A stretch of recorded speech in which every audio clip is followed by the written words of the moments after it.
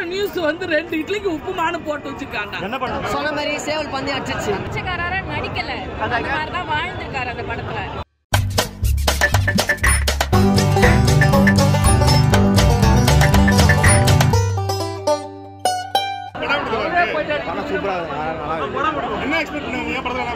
நான் தனுஷ் கோசம் வந்தேன்.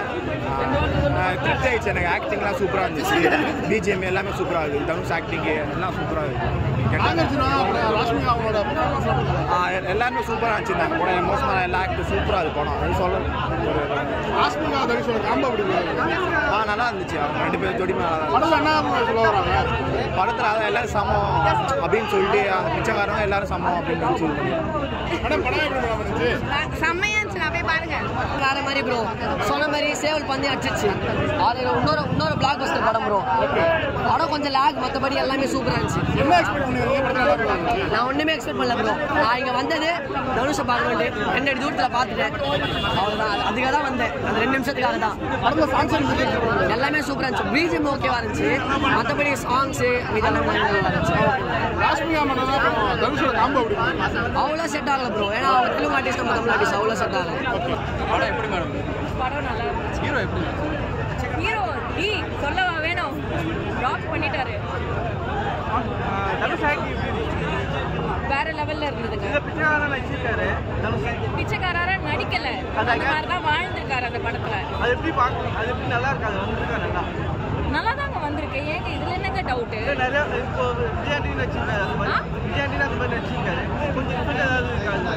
இதுல நேச்சுராலிட்டி இருந்தது. ஐ மீன் நான் எந்த ஆக்டரையும் டவுன் பண்ண விரும்பல. பட் இதுல ஒரே மாதிரி சாப்பாடு சாப்பிட்டா அவங்க எல்லாருக்கும் போர் அடிச்சிரும்ல. வேற வேற சாப்பாடு தானே. ஒரு நாளைக்கு பிரியாணி, ஒரு நாளைக்கு தயிர் சாதம் சாப்பிட்டா தானே நல்லா இருக்கும். உங்களுக்கு எப்படி இருக்கு? எனக்கு ஆடியோ லான்ச்சில் சொன்னது தான், அவர் அடுத்தது என்ன படம் எடுப்பாருன்னு நம்மளுக்கு வந்து தெரியாது. அதனால கண்ணை மூடிட்டு அவரை நம்பி போகலாம். 1ல இருந்து சாப்பாட்டுக்கு வழி இல்லாத பிச்சைக்காரனுக்கு இந்த குபேரன் யாரு, தனுசு குபேரன் கண்ணு முன்னாடி உங்களுக்கு தெரியும். அக்கா எந்த விஷயத்துக்காக எவனுக்கிட்டையும் நிற்கவும் மாட்டேன். எனக்காக நான் வாழ்றவன். 5 வருஷமா பிச்சைக்காரங்களுக்கு ஒரு அண்டா பிரியாணிடா, தயிர் சாதம் தக்காளி சாதம் கிடையாது. அதாவது கோழி பிரியாணி, அதாவது சிக்கன் பிரியாணி 5 வருஷமா போட்டவரு. அந்த ஒரு சீன் தான் எனக்கு அந்த படம் ஃபுல்லா நான் பாக்குறப்ப ஓடிக்கிட்டு இருந்துச்சு. அது மாதிரி உலகத்துல பிச்சைக்காரனே இருக்கக்கூடாது, அவனுக்கும் ஒரு வீடு வாசல் இருக்கணும், அவனும் நல்லா இருக்கணும்ன்றத எடுத்து காட்டி இருக்கிறாரு.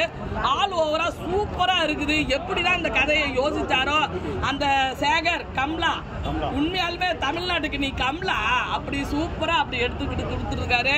டிஎஸ்பி நல்லா மியூசிக் போட்டிருக்காரு. தனுசு தம்பி ஒரு பாட்டு சூப்பரா பணத்தை எரிக்கிறப்ப ஒரு பாட்டு போட்டுருக்காரு. நல்லா இருக்கு.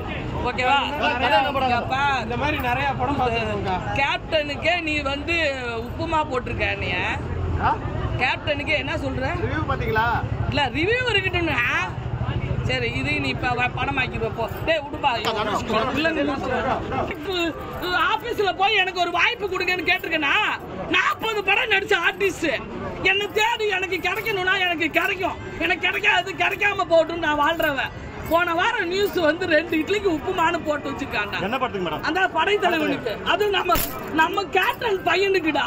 அப்படி அந்த மாதிரிலாம் தப்பா போடாதீங்க. அமெரிக்காக்காரன் தமிழ்நாட்டுக்காரனை விற்காதீங்கடா. யூடியூப் சும்மா உங்களுக்கு தூக்கி இப்ப $100 கொடுத்துருவானா? உழைக்கணும்டா, நேர்மையா உழைக்கணும். குபேரன் ஆல் ஓவரா சூப்பரா இருக்குது. ஒரு பிச்சைக்காரன் எல்லா பிச்சைக்காரனும் இருக்கக்கூடாது, அவனுக்கும் வீடு வாசல் வேணும். பிச்சை எடுக்கிறது எவ்வளவு கஷ்டம் அப்படின்றத அழகா தத்துருவமா அந்த பிச்சைக்காரனாவே இந்த குபேரன் தனுசு நடிச்சிருக்கிறாரு.